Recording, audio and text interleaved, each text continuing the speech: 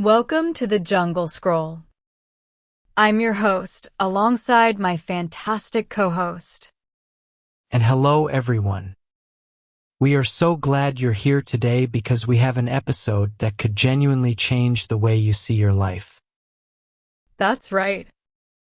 We're diving deep into some powerful, practical wisdom.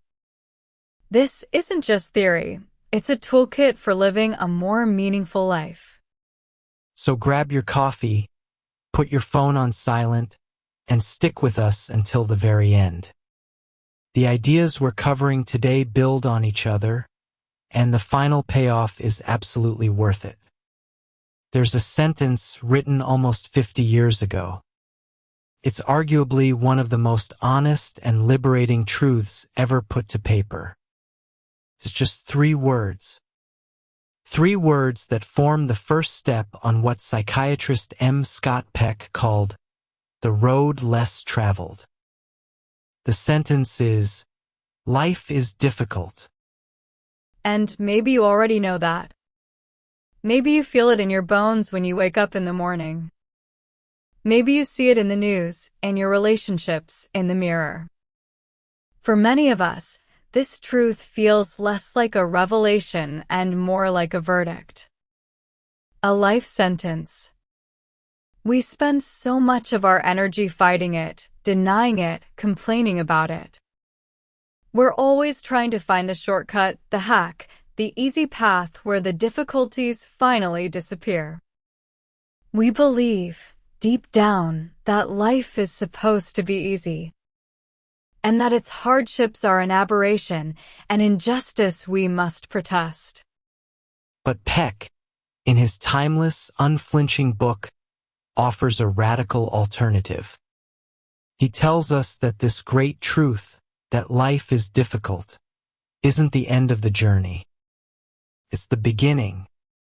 He writes, once we truly see this, life is no longer difficult. Because once it is accepted, the fact that life is difficult no longer matters. This is a journey into that acceptance.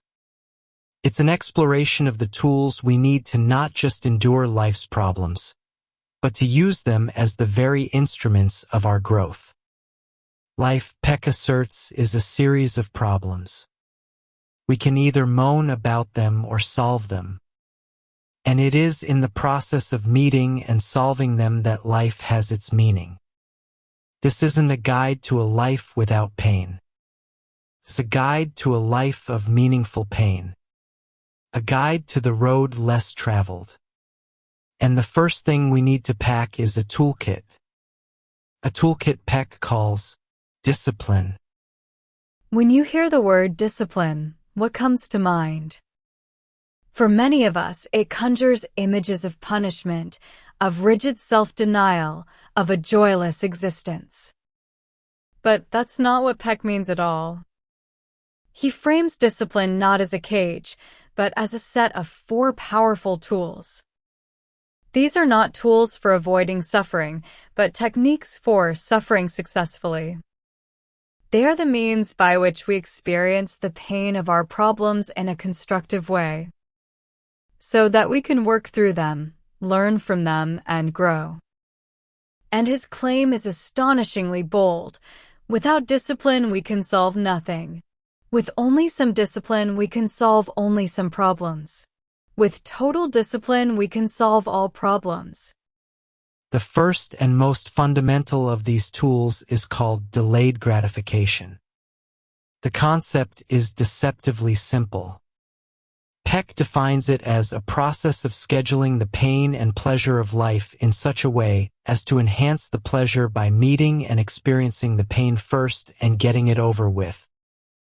It's eating your vegetables before dessert. It's doing your chores before you go out to play. It's tackling the most dreaded item on your to-do list first thing in the morning. It is, as Peck puts it, the only decent way to live. This isn't a skill we're born with.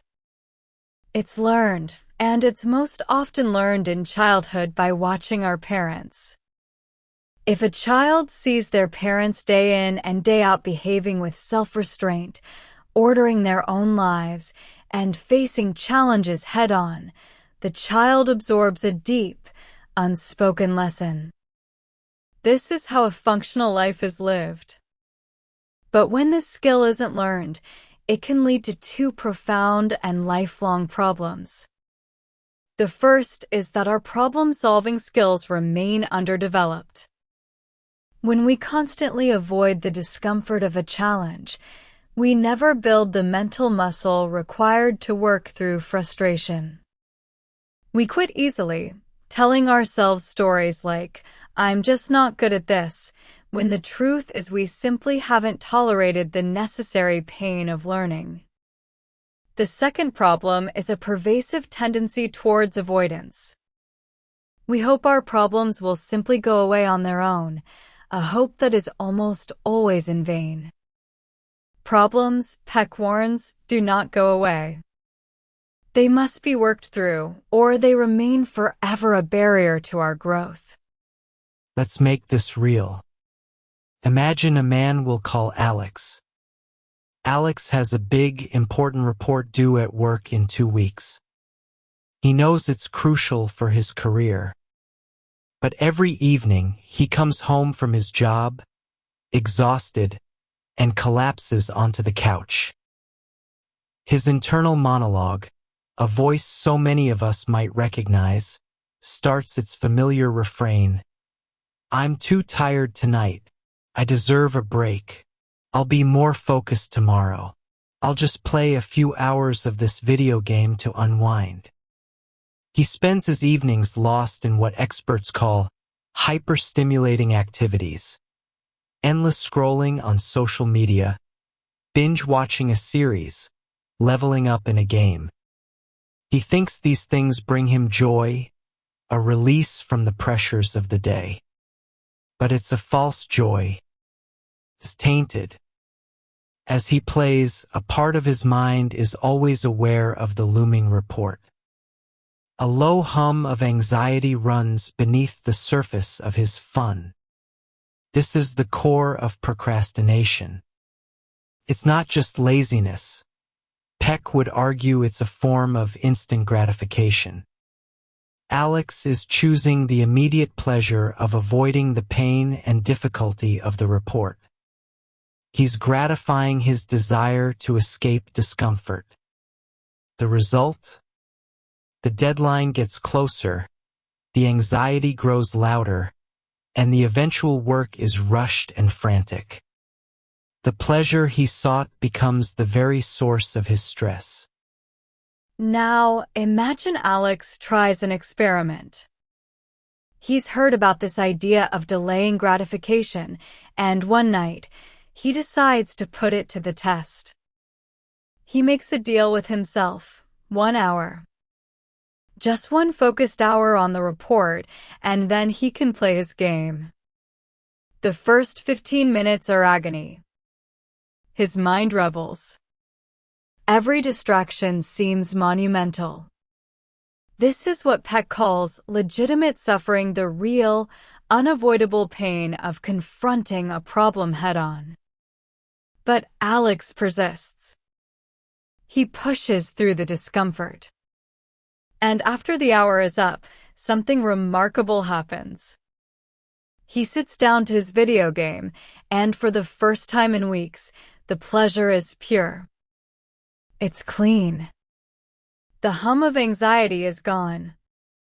The guilt has vanished. The fun is no longer an escape, but a genuine, earned reward.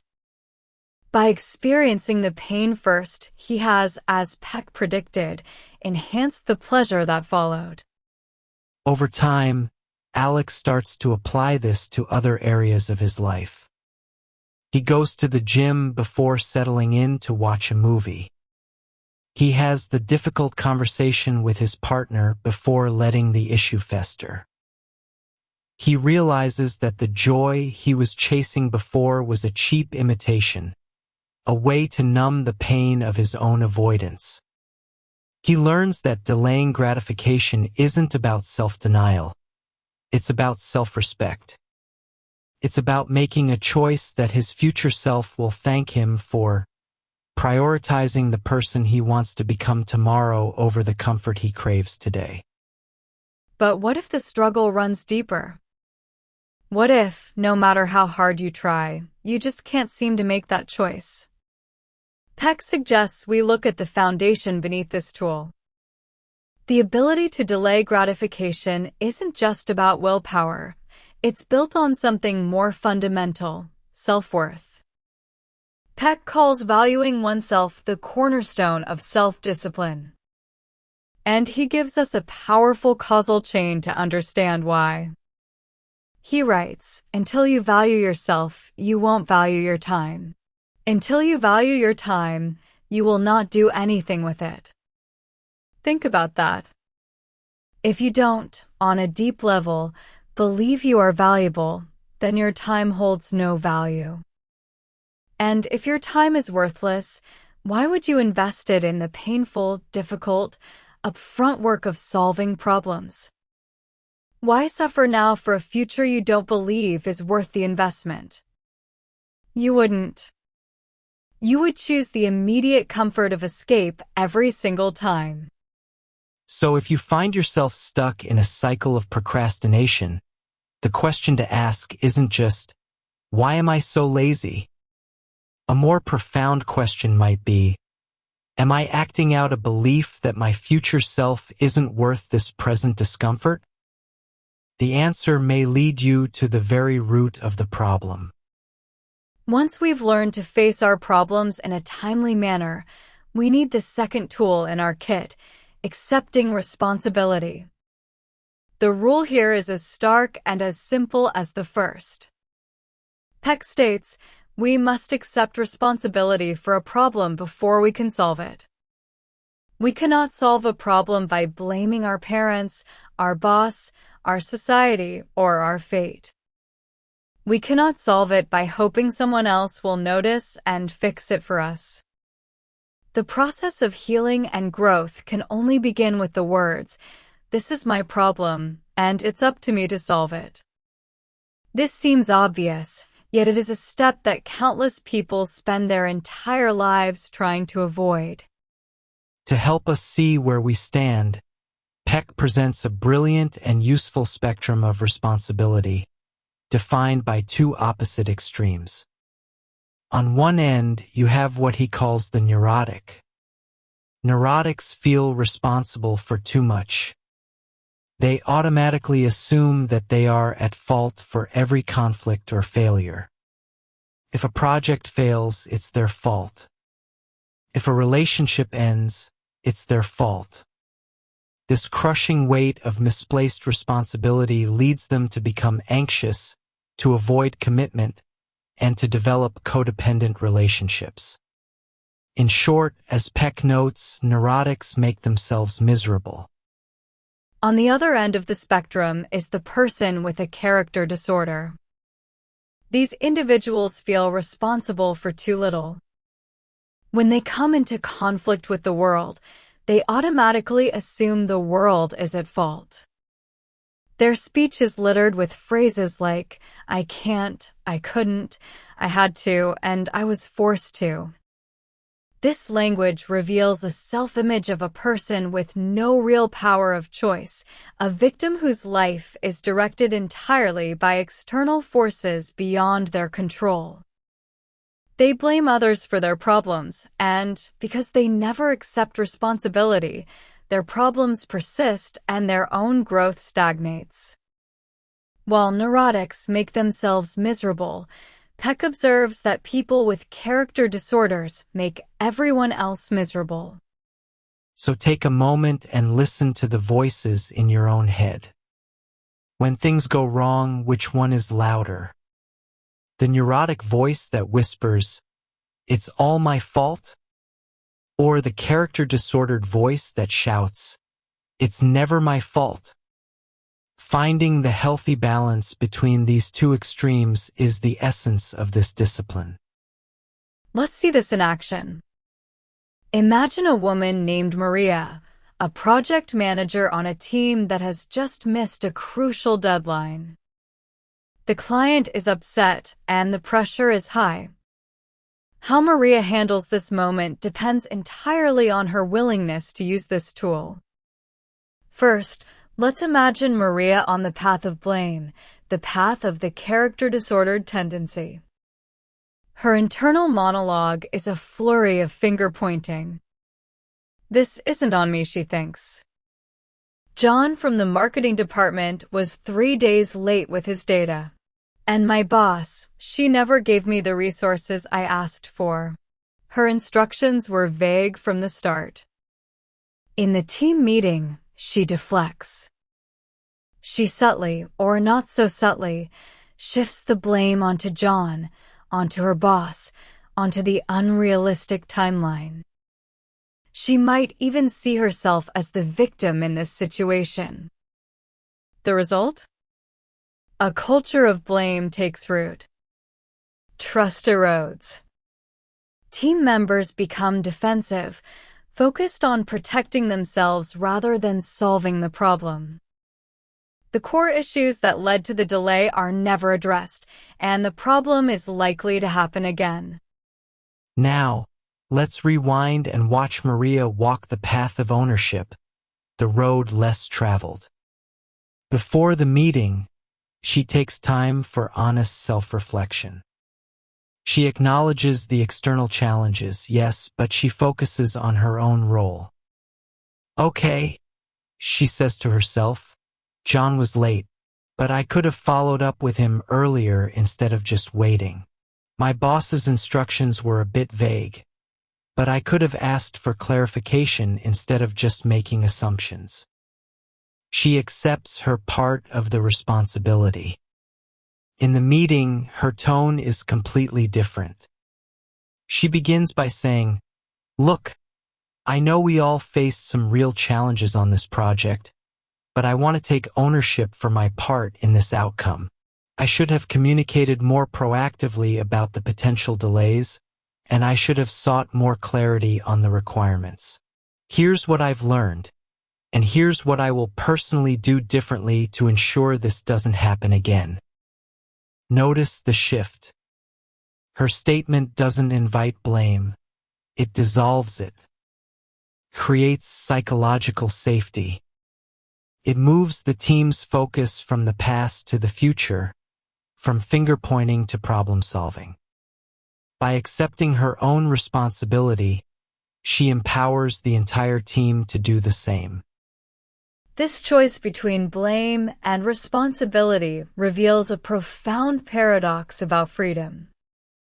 Peck was deeply influenced by the psychologist Erich Fromm, whose famous book was titled Escape from Freedom. Fromm's core idea was that while we all say we want freedom, many of us are secretly terrified of it. True freedom comes with the terrifying, absolute burden of being responsible for our own lives and choices. It's often easier to give that freedom away, to submit to an authority, or to believe we are simply victims of circumstance, because then we are no longer responsible. This is the psychological escape hatch used by the character-disordered person.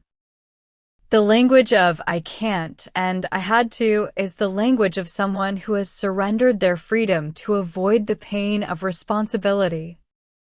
They may feel safe from blame, but they have become imprisoned by their own unresolved problems. So, if you've ever felt trapped by your life, by your job, by your relationships, Peck would urge you to look closely at the language you use. Every time you say, I have to do this, instead of, I am choosing to do this, you are giving a piece of your freedom away. The path to feeling truly free, paradoxically, begins with accepting the full, heavy, and ultimately glorious weight of being responsible for your own life. So, we've learned to face our problems in a timely way, and we've learned to accept responsibility for them. But what guides our actions? How do we know which problems to solve or what direction to move in? For this, We need the third tool in Peck's kit, a dedication to truth. Peck's central metaphor for this tool is one of the most powerful in the book. He asks us to imagine that our view of reality, our understanding of how the world works and our place in it, is a map. He says, if the map is true and accurate, we will generally know where we are, and if we have decided where we want to go, we will generally know how to get there. If the map is false and inaccurate, we generally will be lost. The critical point is this: we are not born with these maps. We have to make them ourselves, and the process of making and maintaining them requires constant effort. As children, our maps are drawn for us by our parents and our culture. But as we grow, we must take over the role of cartographer for our own lives. The more effort we put into exploring reality, questioning our assumptions, and seeking new knowledge, the larger and more accurate our maps will become. The problem is, many people stop this process. Peck observes that by the end of adolescence, or certainly by middle age, most people have given up the effort. They become convinced that their small, sketchy map is the entire world. Their worldview becomes fixed, sacrosanct, and they are no longer interested in new information that might challenge it. The most difficult work of all is not drawing the map, but revising it. What happens when we encounter a new piece of information, a new experience that suggests our map is wrong? The feeling is one of terror. The effort required to redraw a map we have spent years creating seems overwhelming. And so we resist. We become defensive. We might passively ignore the new information, or we might actively crusade against it, denouncing it as foolish or dangerous. We try to destroy the new reality rather than change our map. A classic psychological example of this is what Peck calls transference. This is the tendency to transfer feelings and attitudes from a past relationship onto a present one.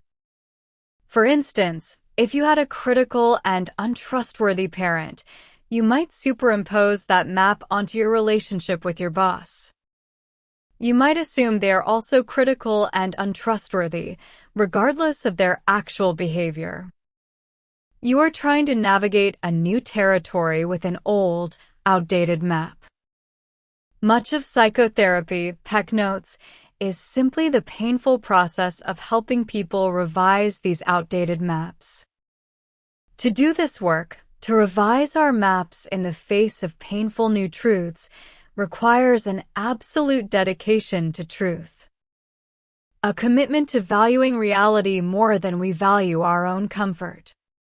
Let's follow the story of a man we'll call David. David has lived his life by a very clear and simple map.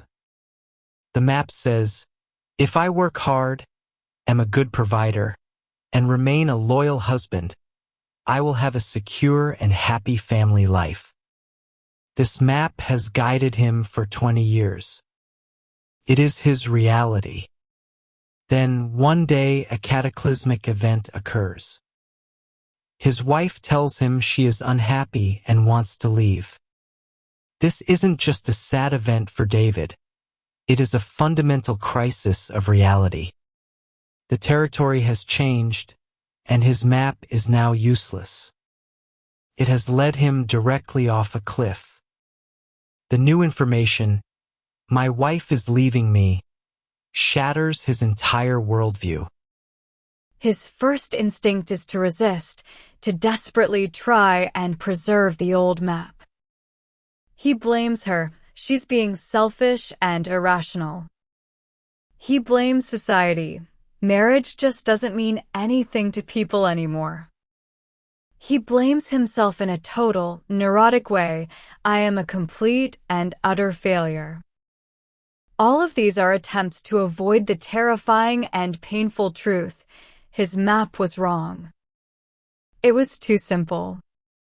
It was inaccurate. This is the agonizing pain that Peck says we must have the discipline to overcome. For David, the road less traveled means engaging in the work of this tool. Through therapy, through painful self-reflection, he begins the courageous work of drawing a new map. He must confront difficult truths he had previously ignored. Maybe his definition of a good provider was all about money and completely neglected emotional connection. Maybe his idea of loyalty was actually a form of passive, controlling behavior that stifled his wife's own growth. He has to give up his simple, black and white map of the world for one that is more complex, more nuanced, and filled with shades of gray. But this new map, born of pain, is also more true. The story ends not with David finding a new partner, but with him finding a new, more accurate map.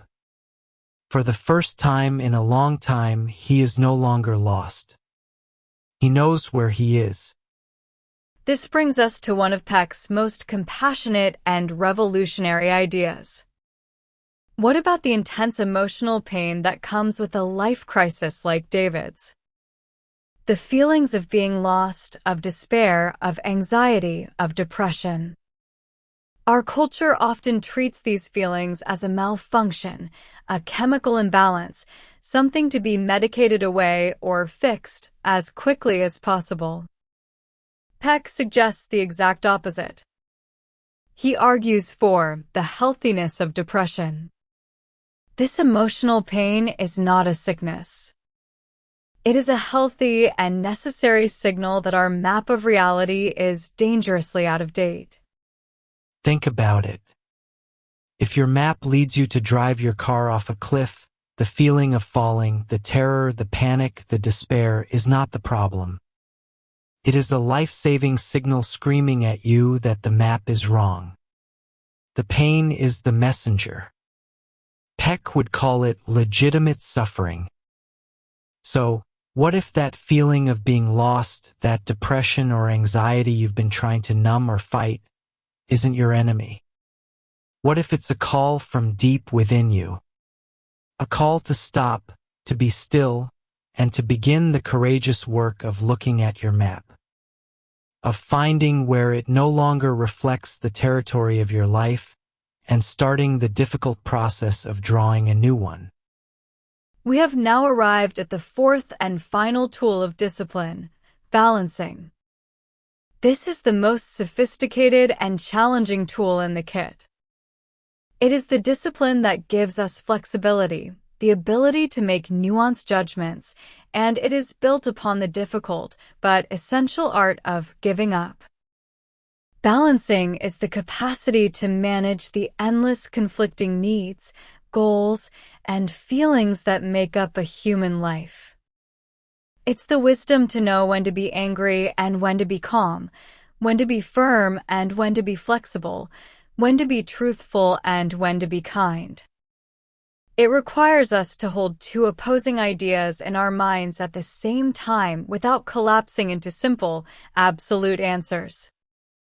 Life is complex, and to navigate it successfully, we need a discipline that is equally complex.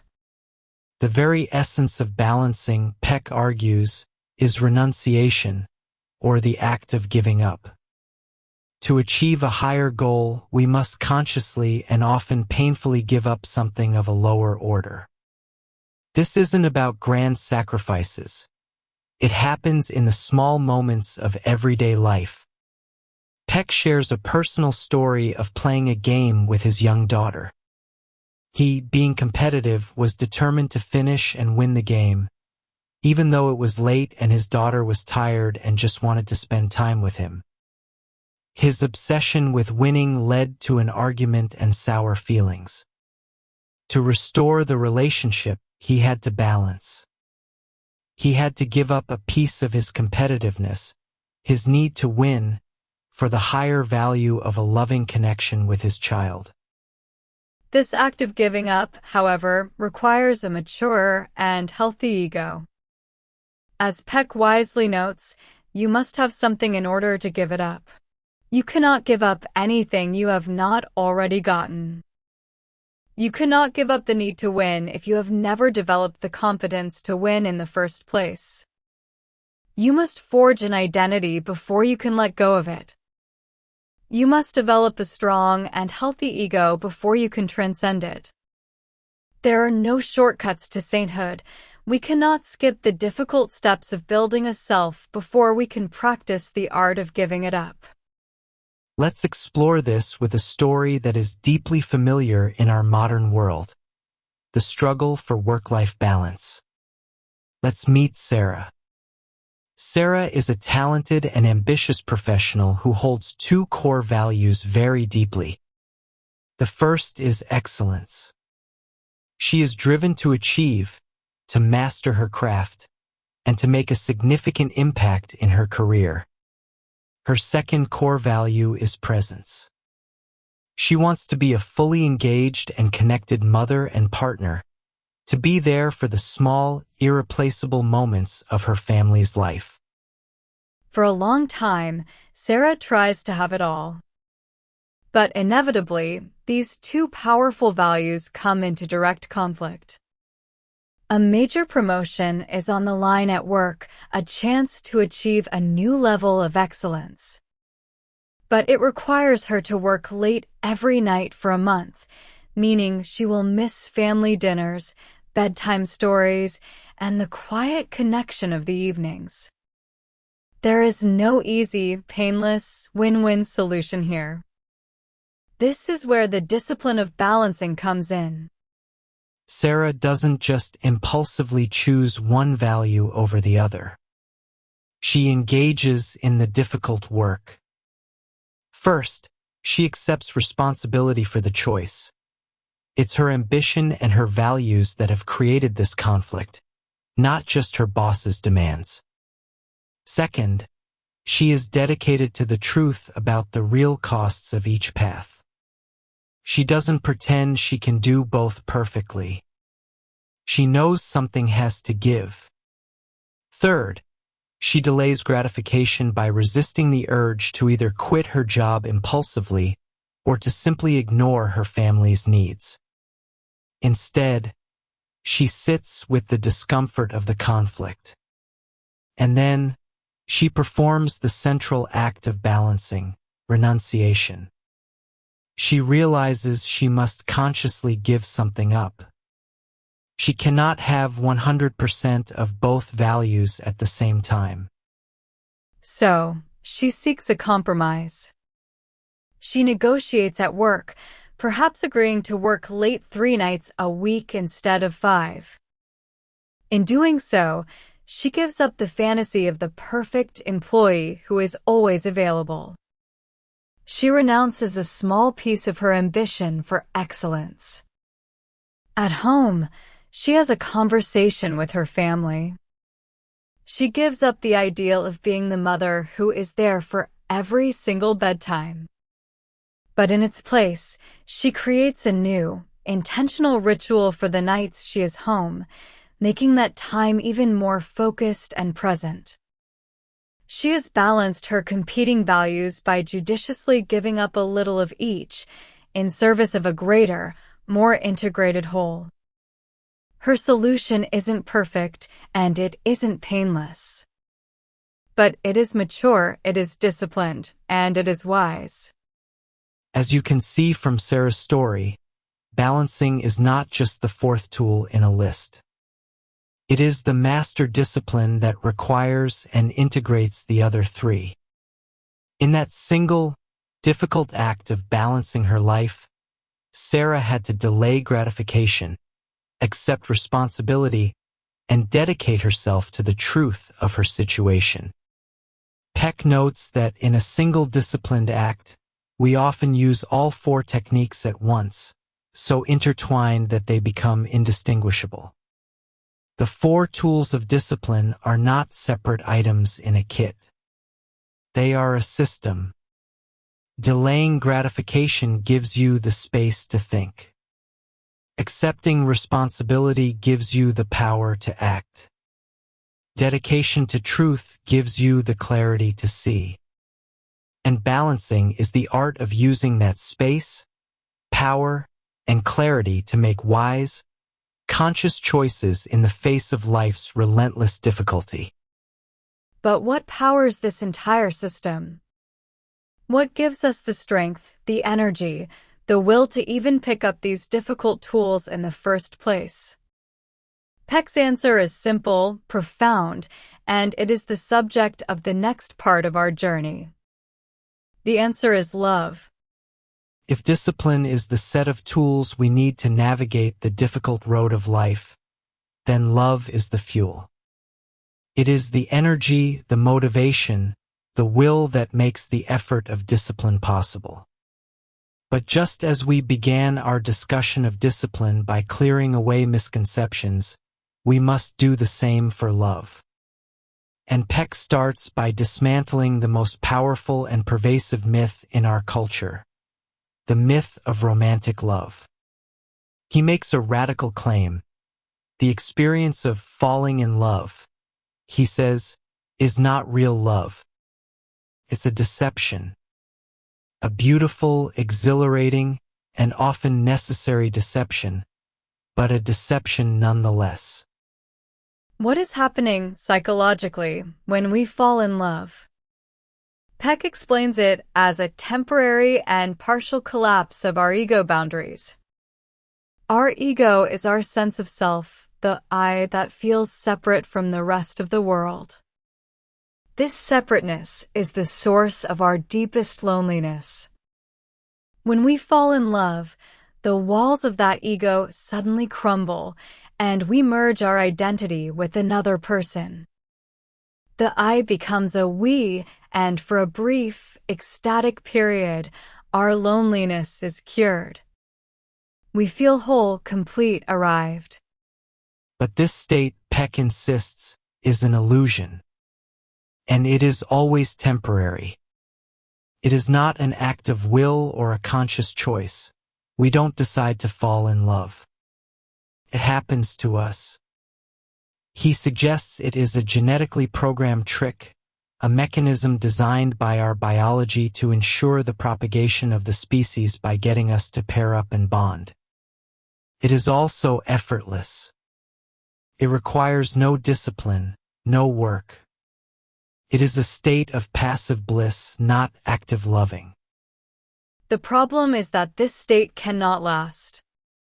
Inevitably, the realities of life, bills, chores, disagreements, individual needs begin to intrude. The ego, that sense of individual self, begins to reassert itself. The walls that had collapsed snap back into place, and the couple falls out of love. Let's imagine a couple, Mark and Chloe. We can all picture the beginning of their story. The intoxicating rush of the falling in love phase. The constant texting, the late-night talks, the feeling that they have finally found their other half. The world outside their bubble seems to fade away. Their friends joke that they've disappeared. They feel they have arrived at the pinnacle of human experience. There is nowhere higher to go.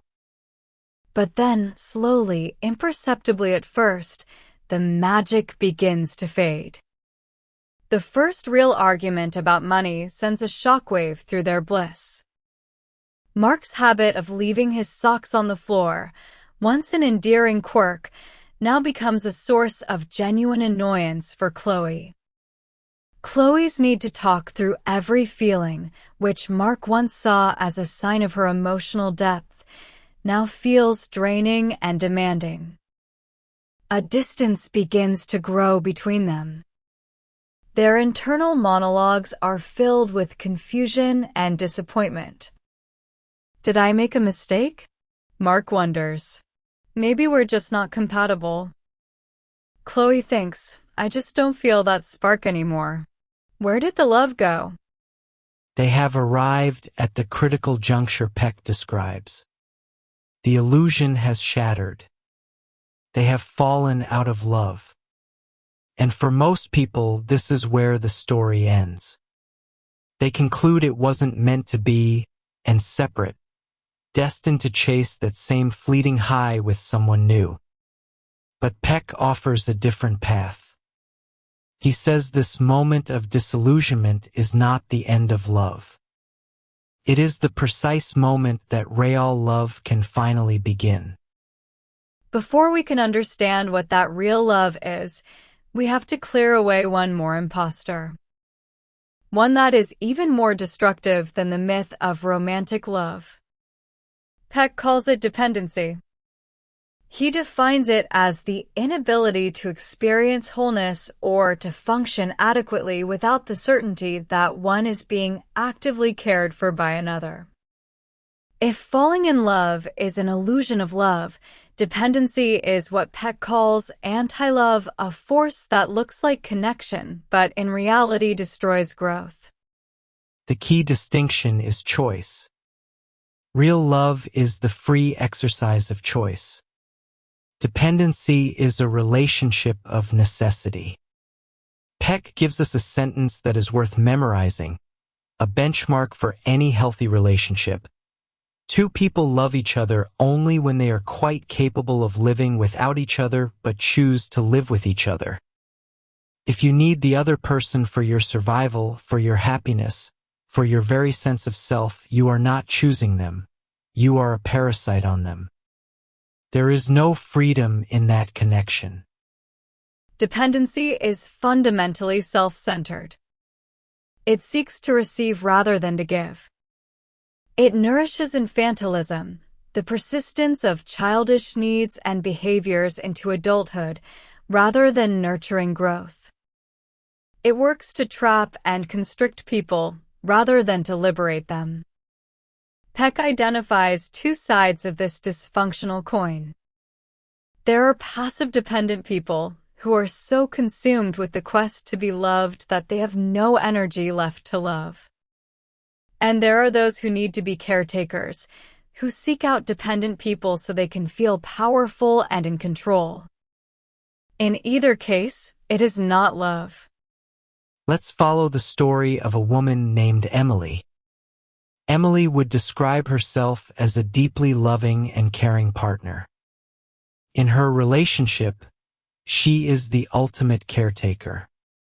She manages her partner's moods, makes excuses to friends and family for his unreliability, and constantly pushes her own needs and feelings aside to keep the peace. She believes this is what it means to be a good, supportive partner. Her sense of self-worth is entirely wrapped up in his happiness. When he is happy, she feels successful. When he is unhappy, she feels like a failure. This is a picture of what is now widely known as codependency. The turning point for Emily comes, as it often does, in a crisis. Perhaps her partner's drinking spirals into full-blown addiction, and her efforts to fix him become more and more frantic and desperate. Or perhaps she simply reaches a point of complete emotional and physical exhaustion. One day, she stumbles across a book. Maybe it's Melody Beattie's classic Codependent No More, or maybe it's even The Road Less Traveled itself. And as she reads, she has a shocking, painful, and liberating realization. Her constant caring has not been love, it has been a form of control. Her selflessness has been a way to avoid her own inner emptiness. Her identity as a caretaker was built on her desperate need to be needed. This realization begins a long and difficult journey. She learns about the concept of detaching with love. She starts tentatively at first to set boundaries. When her partner is in a bad mood, she no longer sees it as her job to cheer him up. She stops trying to fix his problems. She starts to focus on her own feelings, her own needs, for the first time in her life. feels terrifying, feels selfish. She has to fight against a lifetime of conditioning that told her that her value came from serving others. The story doesn't end with her partner magically getting better. It ends with Emily getting better. She finds a new sense of wholeness within herself. She learns that her happiness is her own responsibility and his is his. She is no longer just one half of a dysfunctional system. She is a whole person. And now, for the very first time, she is truly capable of choosing a relationship rather than simply needing one. This dynamic of codependency is rarely a one-way street. It is often an unspoken, unconscious pact between two people. It's a conspiracy against growth.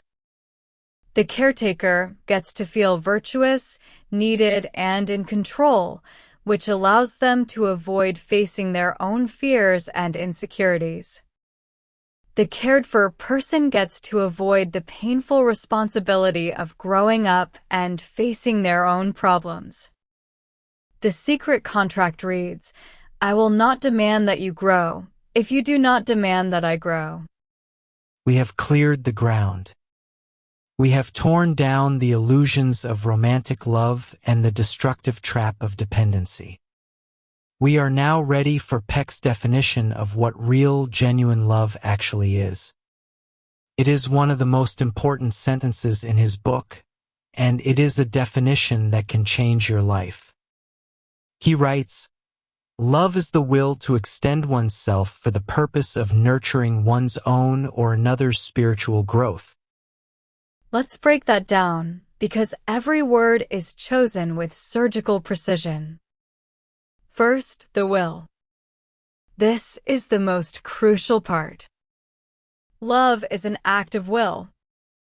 It is a choice. It is an intention that is so strong it gets translated into action. It is not a feeling. Feelings are fleeting and passive. Will is committed and active. As Peck famously says, love is as love does. Your actions define your love, not your emotions. Second, to extend oneself. This means love requires effort. It requires work. It means stretching beyond our own limits, moving outside our comfort zones, walking an extra mile for the sake of growth. It is the opposite of being passive or lazy. Third, for the purpose of nurturing, spiritual growth. This is the sole and exclusive goal of loving action. If an action does not contribute to the spiritual growth of yourself or another, it is not an act of love. This is why sometimes saying no can be an act of love because it forces them to grow. And finally, one's own or another's. Peck is adamant that self-love and love for others are ultimately indistinguishable. The work of loving another is, simultaneously, the work of growing yourself. So what does this work of love look like in practice? Peck highlights two key activities. The first and most fundamental is attention. The primary form this takes is listening. Not just passively hearing words, but truly, deeply listening to another person. This, Peck says, is an act of intense effort, a form of meditation where we must set our own ego, our own thoughts and agendas, completely aside to create a space for the other person to be fully seen and heard. It is one of the most powerful and concrete ways we can demonstrate our love. The second and often most difficult form of work is the risk of confrontation. Loving confrontation is not an attack or an expression of anger. It is pointing out to your partner that their drinking is affecting their commitments. It is telling a friend that their constant negativity is hurting their relationships. It is incredibly risky. can lead to anger, rejection, and loss. But Peck argues that to fail to confront when it is necessary for growth is a failure to love. It is an act of cowardice, not kindness. Let's see how this works in the real-life story of a couple named Ryan and Tiffany, who were at an impasse over a major life decision. Tiffany wanted to sell their small home and buy a bigger one. Her value was providing more space for their growing family's future. Ryan was deeply concerned about the financial stress of a larger mortgage. His value was financial security. Their initial conversations were a battle of wills. Each was trying to convince the other, and neither felt heard. Resentment was building. The shift happened when they, perhaps unknowingly, began to practice the real work of love. First, Ryan practiced attention. He stopped trying to win the argument with his budget spreadsheets and started to truly listen to Tiffany. He reflected back what he heard her saying about the kids needing their own rooms someday. But then he did something even more loving. He used his attention to intuit a deeper, unstated need. He realized his introverted wife was feeling stressed and cramped in their small space and desperately needed a quiet place to recharge. He asked her about this, and she confirmed he had taken the words right out of her mouth. For the first time in the whole argument, she felt truly seen and understood. Then it was Tiffany's turn to practice the risk of confrontation, not with Ryan, but with reality. Instead of dismissing his financial concerns with an eye roll, which is an act of invalidation, she acknowledged the truth of his worries. She confronted the fact that her desire was in conflict with their current financial reality. With both partners now operating from a place of love, of attention and dedication to truth, the solution they reached was not a victory for one side. It was a creative, loving compromise. They agreed to stay in their current home for 5 more years and save aggressively for a larger down payment. And in the meantime, Ryan, now understanding his wife's deeper need, committed to taking the kids out of the house for an hour every day after work to give her the quiet time she craved. They had extended themselves for each other. They had nurtured each other's growth. Their relationship was stronger not because they got a new house, but because they had navigated a difficult problem with real, disciplined love. This brings us to a final, powerful insight about the nature of love. In Peck's framework, the primary axis of love is not shifted from the spectrum of feeling, like love versus hate. It is shifted to the spectrum of action, love versus laziness. The research highlights this stark conclusion: the opposite of love is laziness. Why?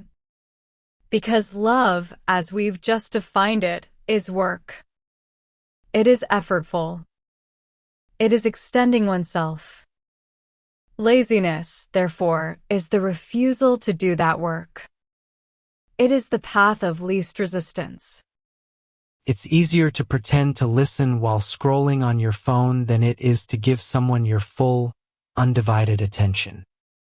It's easier to avoid a difficult conversation than to risk the discomfort of a confrontation.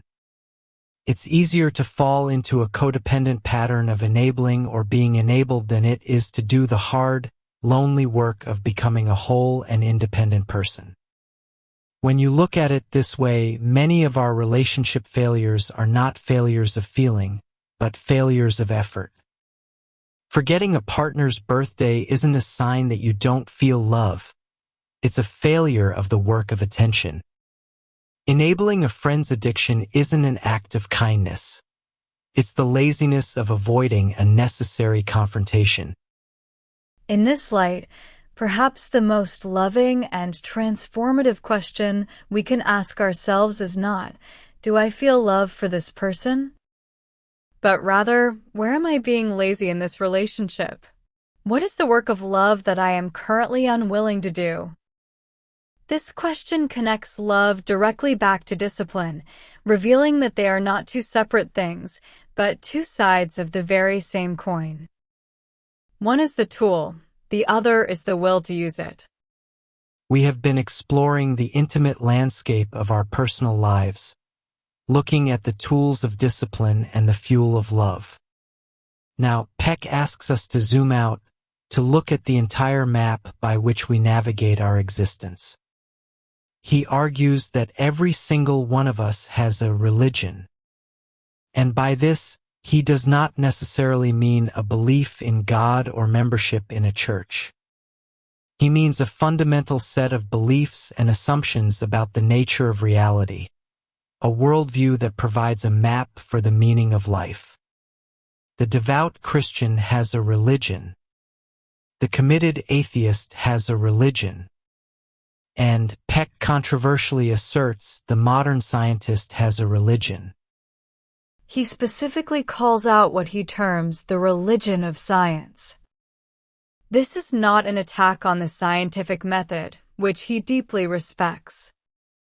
It is a critique of scientism, the belief system that holds that anything that cannot be measured, quantified, and proven by the scientific method is not real, or at least not worthy of serious consideration. When science becomes scientism, it ceases to be a method of inquiry and becomes a closed-off, dogmatic belief system with its own dangerous tunnel vision. A map based purely on scientism is a map that deliberately leaves vast and vital parts of the human territory uncharted. Science can tell us the chemical composition of a tear, but it cannot measure grief. It can map the neural pathways of attraction, but it cannot explain love. It can describe the biological processes of life, but it cannot tell us its purpose. A purely scientific map, Peck warns, while incredibly useful for navigating the physical world, can leave us feeling lost in a cold, meaningless universe. It can reduce the richness of human experience to mere chemical reactions and electrical impulses. This isn't to say we should abandon science. It is a call to recognize its proper boundaries. Science is brilliant at answering the question of how the universe works. It is unequipped to answer the question of why. A complete map of reality requires us to draw on other sources of knowledge, philosophy, art, introspection, and yes, what Peck would call the spiritual. So, take a moment to consider your own map. What is your personal religion? What are the fundamental, perhaps unexamined, assumptions upon which you have built your life? Is your map complete? And are you willing to revise it? For Peck, the ultimate purpose of life is spiritual growth. And he is very clear that he does not distinguish between mental and spiritual growth. They are one and the same journey. This journey is not about joining a specific church or adopting a particular creed. It is a universal psychological and spiritual evolution, a process of achieving emotional and psychological maturity. To help us understand this journey, he outlines a 4-stage model of spiritual development. This is not a rigid ladder where you reach a stage and stay there. It's a fluid process, and we may move between stages throughout our lives. To make this theory come alive, let's follow the story of a woman we'll call Anna and watch as she moves through all 4 stages. We first meet Anna in stage I, chaotic, antisocial. She is in her late teens, and her life is defined by impulsivity and self-centeredness. She rejects all rules and authority, not out of any principled stand, but simply because they get in the way of what she wants in the moment. Her personal religion is pure self-will. In her world, she is the only God that matters. But her life is a mess.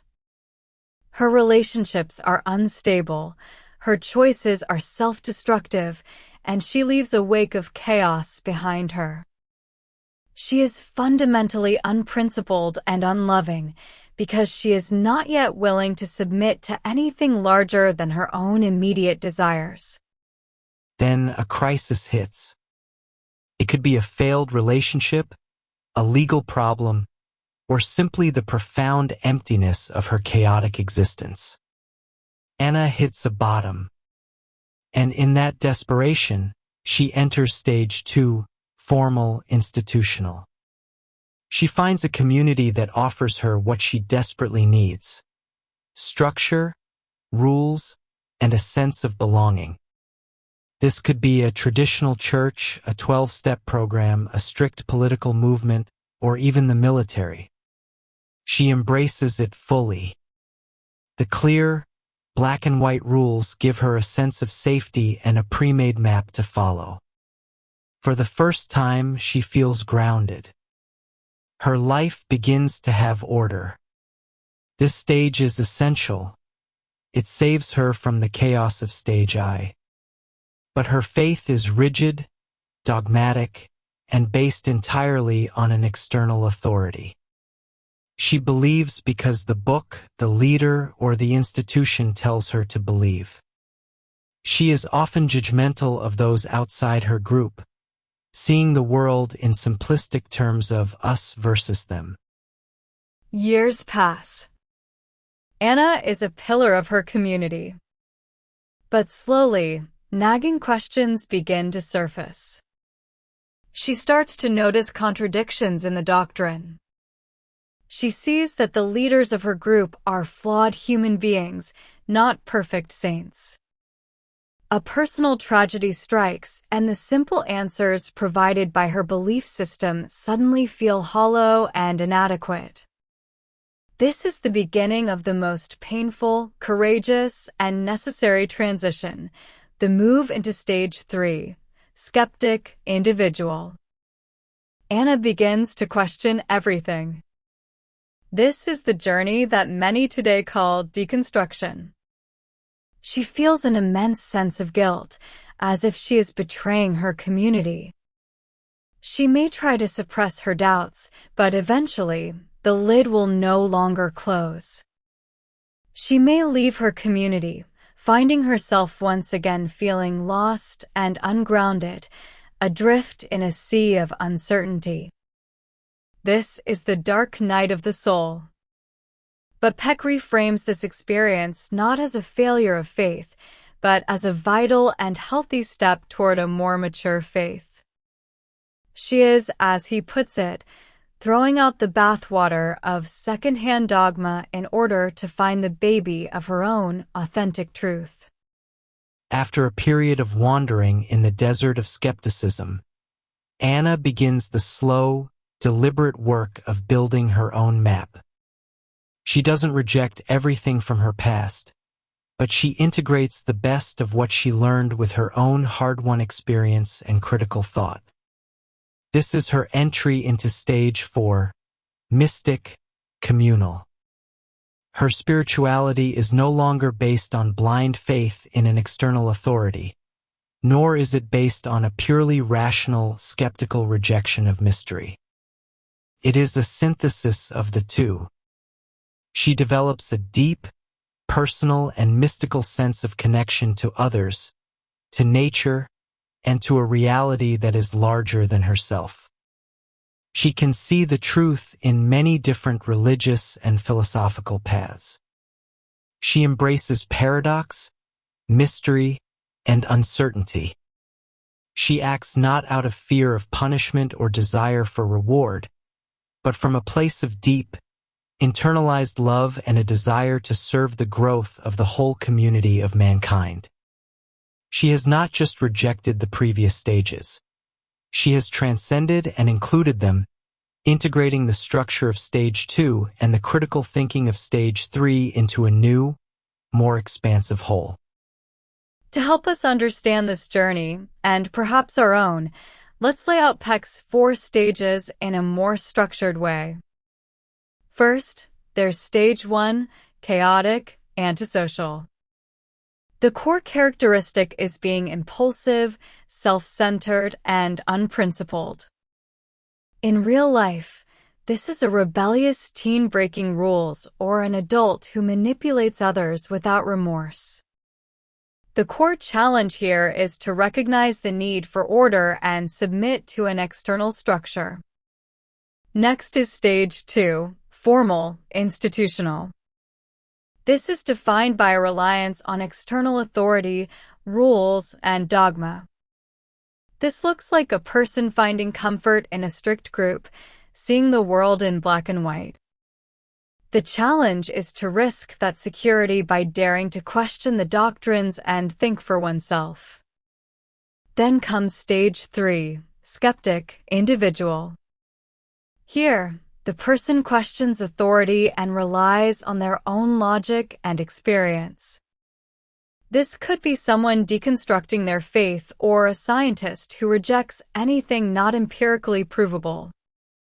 The challenge is to move beyond pure skepticism and open up to a reality that transcends individual logic. Finally, there's stage 4, mystic, communal. The characteristic is integrating personal experience with a sense of universal connection. This is someone who sees truth in many paths, embraces mystery, and acts from a place of deep love. The challenge is simply to live in this state of awareness and love consistently. This model of growth offers a profound sense of hope, particularly for those who find themselves in the difficult 3rd stage. In our modern, educated, and often secular world, many people have gone through this process. They have questioned and left the religion of their parents or their culture. They may feel spiritually homeless, adrift without a map. Peck's framework powerfully reframes this experience. Stage 2, the stage of formal belief, is like childhood. It provides safety, but it is a state of dependency. Stage 3, the stage of skepticism, is like adolescence. It is rebellious, questioning, and often messy, but it is absolutely necessary for the formation of an independent identity. You simply cannot get to the mature spiritual adulthood of stage 4 without going through the painful process of starting at the beginning and going through the middle. So if you are someone who feels lost in a sea of doubt, if you have walked away from the certainties you were raised with and now find yourself with more questions than answers, Peck's map suggests you are not lost at all. You are on the road. You are in the necessary, courageous, and transformative 3rd stage of your spiritual journey. You are exactly where you need to be. We have now arrived at the final and most mysterious part of our journey, the part of the map that science often refuses to draw. After exploring the difficult work of discipline, the effort of love, and the courageous journey of growth, Peck introduces a concept that is both profound and elusive. He calls it grace. He defines grace as a powerful force originating outside of human consciousness which nurtures the spiritual growth of human beings. This is not about a deity handing out rewards for good behavior. It is something more subtle, more pervasive. It is an unseen, benevolent force in the universe, a kind of tailwind that helps us along the difficult road of life. We cannot earn it, we cannot control it, and we often don't even notice it. But Peck believes it is always there, working for our benefit. How can we see this force? Peck, ever the psychiatrist who bridges the worlds of science and spirituality, points to phenomena that we can all observe in our own lives, even if we can't fully explain them. He calls them everyday miracles. The first is the miracle of serendipity. The word itself means the gift of finding valuable or agreeable things we were not looking for. It's the happy accident, the fortunate coincidence, the lucky break that seems to happen at just the right moment. Let me tell you a story from my research that perfectly illustrates this. A man was at the lowest point in his life. He was a single father, struggling with debt, and had just learned that his grandfather had passed away. He felt his only option was to declare bankruptcy. A few days before his appointment to sign the papers, he received a call.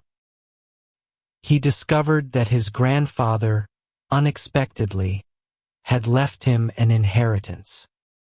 It was just enough to pay off all his debt and give him a fresh start. Now, how do we interpret this? Was it just a random coincidence? A lucky break? Or was it something more? Peck would call this grace. Here's another, more subtle story. A woman had lost touch with a dear older friend for over 10 years.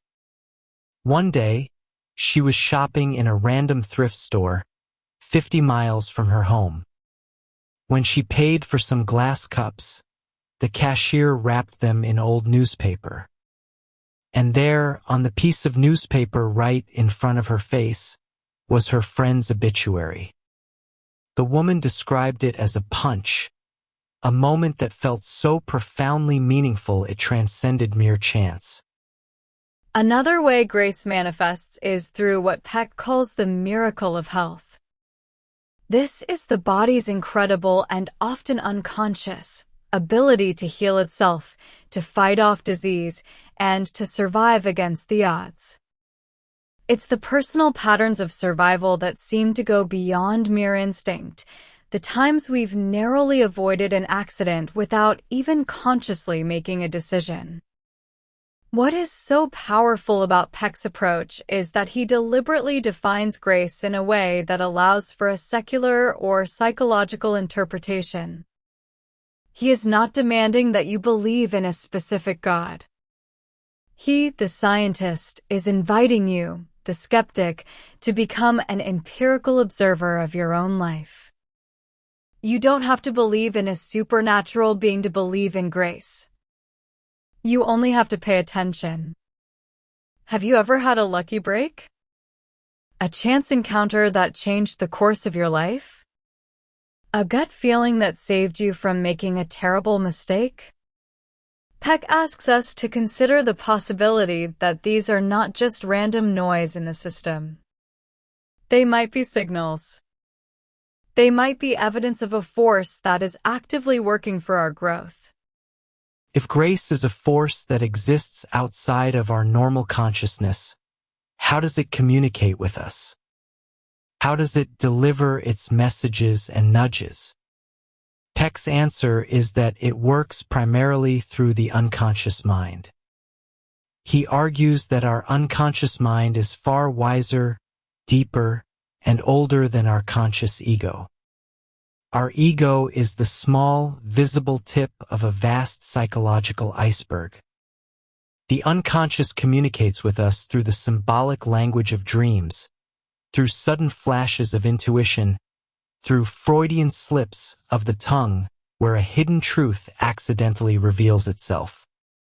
Peck suggests they are often messages from our deeper self, designed to guide us and further our spiritual growth. To explain the depth of this unconscious realm, Peck borrows heavily from the work of the great Swiss psychiatrist Carl Jung and his theory of the collective unconscious. This is one of Jung's most famous and most misunderstood ideas, so let's try to explain it simply.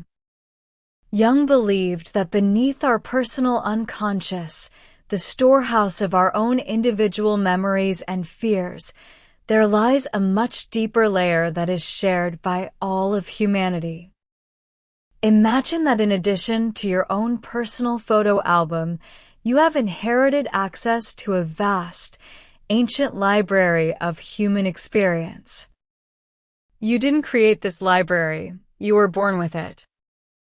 It's filled with the universal stories, primordial images, and symbolic patterns that have shaped human consciousness for millennia. Jung called these universal patterns archetypes. The hero, the shadow, the wise old man, the great mother, the trickster.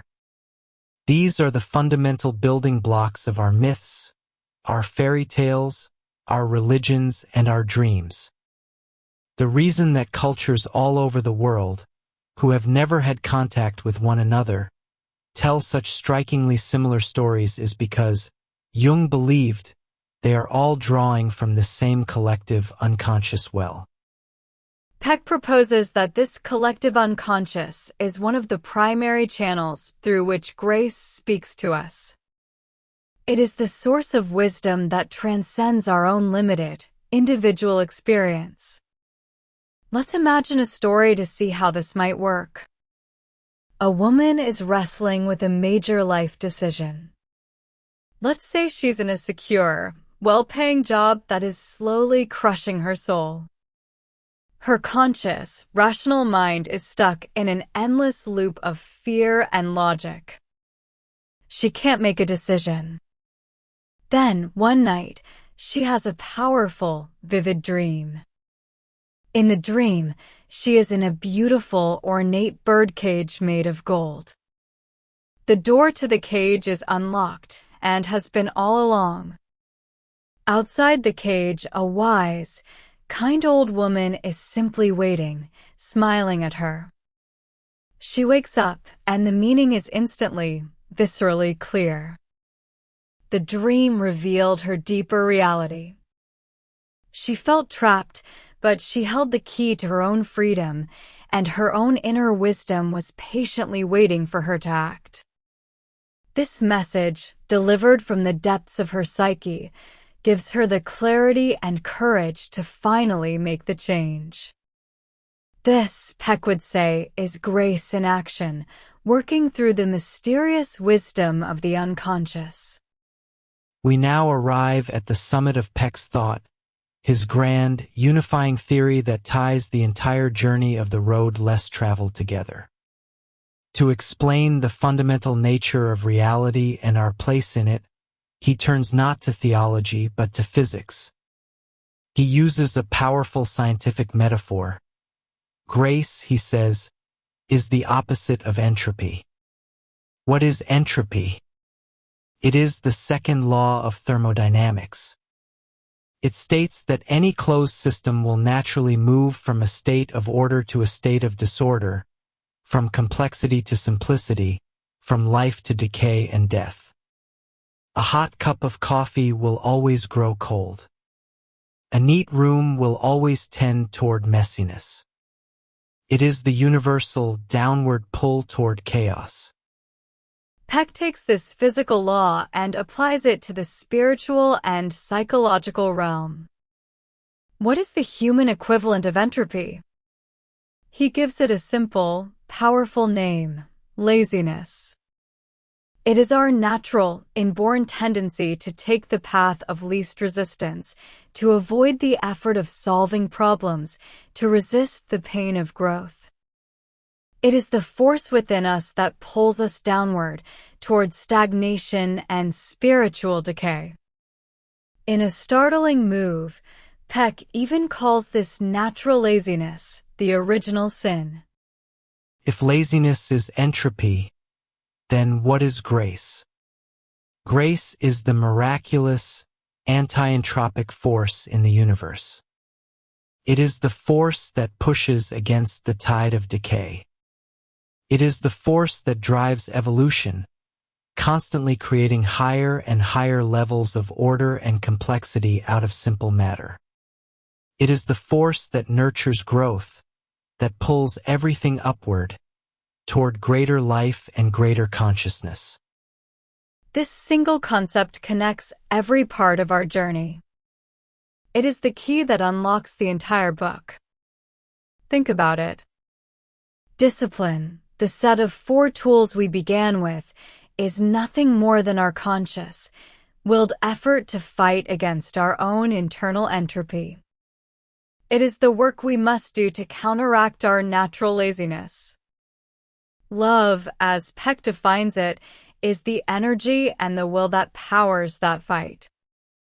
It is the active, effortful expression of the force of grace in our own lives and relationships. When we act to nurture growth in ourselves or another, we are becoming agents of grace in the world. Growth and religion is the lifelong process of building a map that acknowledges the struggle between the downward pull of entropy and the upward pull of grace, and consciously orienting ourselves toward grace. And grace itself is the ever-present, external, mysterious force that is always pulling us toward growth. So here is the final, breathtaking picture that Peck paints for us. The entire universe and our own inner lives are the stage for a great struggle between two opposing forces. There is the force of entropy, the downward pull toward disorder, which in human terms manifests as our own laziness. And there is the force of grace, the upward pull toward life, complexity, and consciousness. The road less traveled, then, is simply the conscious choice to align ourselves with grace. It is the difficult, daily, disciplined, and loving effort to work with this mysterious tailwind, instead of succumbing to the easy, downward gravitational pull of our own laziness. We have traveled a long way together on this journey. We started with the simple, hard truth that life is difficult, and we saw how accepting that truth is the first step toward transcending it. We learned that to walk this road, we need a toolkit, a system of discipline. We need delayed gratification, accepting responsibility, dedication to truth, and balancing. We learned that this difficult work is fueled by love. Not a fleeting feeling, but a conscious choice to extend ourselves for the purpose of nurturing growth. We learned that its opposite is not hate, but laziness.